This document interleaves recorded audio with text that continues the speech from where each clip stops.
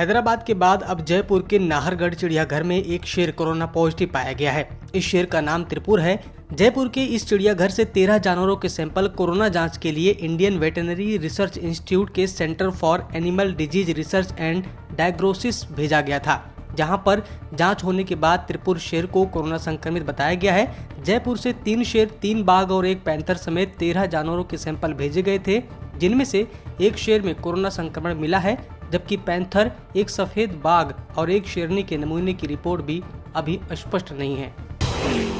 विरिस्क मैप्ले craft की report में इस बात का पता चला है कि एशियाई शहरों को प्रकृति से जुड़े मुद्दों जैसे वायु प्रदूषण, प्राकृतिक आपदाओं का सबसे ज्यादा सामना करना पड़ सकता है। रिपोर्ट के मुताबिक 100 सबसे खस्ता हाल शहरों की सूची में से 99 शहर एशिया महाद्वीप के हैं। इन 99 एशियाई शहरों में भारत के 43 और चीन के 37 शहर शामिल हैं। 9 पैमानों पर किए गए अध्ययन से इंडोनेशिया का शहर जकार्ता लिस्ट में सबसे ऊपर है।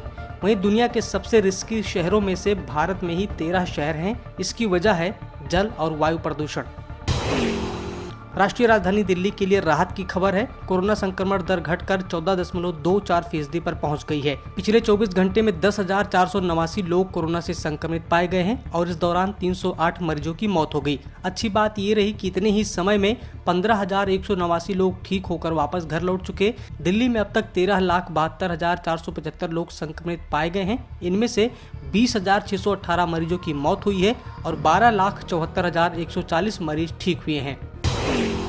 कोरोना संकट के बीच मध्य प्रदेश सरकार ने बेसहारा परिवारों की मदद करने का ऐलान किया है। मुख्यमंत्री शिवराज सिंह चौहान ने गुरुवार को बताया कि ऐसे बच्चे जिनके परिवार से पिता का साया उठ गया है, कोई कमाने वाला नहीं है, ऐसे परिवार को 5,000 रुपए प्रति माह पेंशन दी जाएगी। साथ ही ऐसे बच्चों को निःशुल्क शिक्षा मुहैया कराई जाएगी। मुंबई उच्च न्यायालय ने कहा है कि कोरोना की मौजूदा स्थिति और मौतों की संख्या में वृद्धि को देखते हुए निकाय प्राधिकारियों को प्रदूषण कम करने के लिए श्मशानों में शवों के अंतिम संस्कार में आधुनिक तकनीकों की संभावना तलाशनी चाहिए, ताकि इससे हो रहे प्रदूषण को नियंत्रित किया जा सके। मीडिया में चल रही खबरों के मुताबिक कोरोना काल के बीच प्रधानमंत्री नरेंद्र मोदी जिलाधिकारियों के साथ वर्चुअल बैठक करने वाले हैं। इस बैठक में राज्यों के मुख्यमंत्री भी मौजूद रहेंगे। पहली बैठक 18 मई को वीडियो कॉन्फ्रेंसिंग के जरिए होगी। 18 मई को 9 राज्यों के 46 जिलाधिकारियों के साथ पीएम मोदी बैठक करेंगे, जबकि 20 मई को 10 राज्यों के 54 जिलाधिकारियों के साथ पीएम मोदी बातचीत करने वाले हैं। देश में साल 2021 का पहला चक्रवाती तूफान आने वाला है। मौसम विभाग के पूर्वानुमान के मुताबिक अगले कुछ दिनों में पूर्वी मध्य अरब सागर में एक चक्रवात बन सकता है। अनुमान है कि ये तूफान 17 और 18 को गुजरात में तबाही मचा सकता है। गुजरात के अलावा इसका असर लक्षद्वीप, केरल, कर्नाटक, गोवा और महाराष्ट्र में भी देखने को मिल सकता है। इसके कारण 14 से 16 मई के बीच केरल, कर्नाटक, तमिलनाडु और महाराष्ट्र समेत कई इलाकों में भारी बारिश हो सकती है। इस चक्रवाती तूफान का नाम ताउते रखा गया है।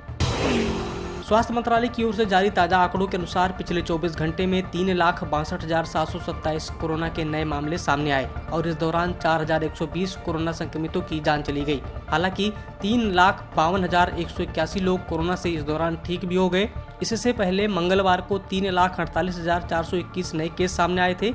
अब तक कुल कोरोना के केस 2,37,03,665 हो चुका है। गुरुवार सुबह देश के कई इलाकों में बारिश देखने को मिली है। दिल्ली एनसीआर में सुबह बूंदाबांदी हुई, जिसके बाद मौसम काफी सुहावना हो गया। भारतीय मौसम विभाग के मुताबिक अगले 24 घंटे के दौरान भारत के मैदानी इलाकों वाले राज्यों के कुछ हिस्सों में भारी बारिश देखने को मिल सकती है। दिल्ली, पंजाब, हरियाणा, राजस्थान और पश्चिमी उत्तर प्रदेश में धूल भरी आंधी के साथ हल्की बारिश हो सकती है। झारखंड की राजधानी रांची सहित कई जिलों में सुबह से बारिश हो रही है। इसको लेकर रांची स्थित मौसम केंद्र ने चेतावनी जारी की है। इस मौसम को देखते हुए लोगों से आग्रह किया गया है कि वो सतर्क रहें और सावधान रहें, सुरक्षित स्थान पर चले जाएं, पेड़ के नीचे न रहें, बिजली के खंभों से दूर रहें, किसान अपने खेतों में न जाएं और मौसम सामान्य होने का इंतजार करें। सब्सक्राइब करें पर्यावरण पोस्ट।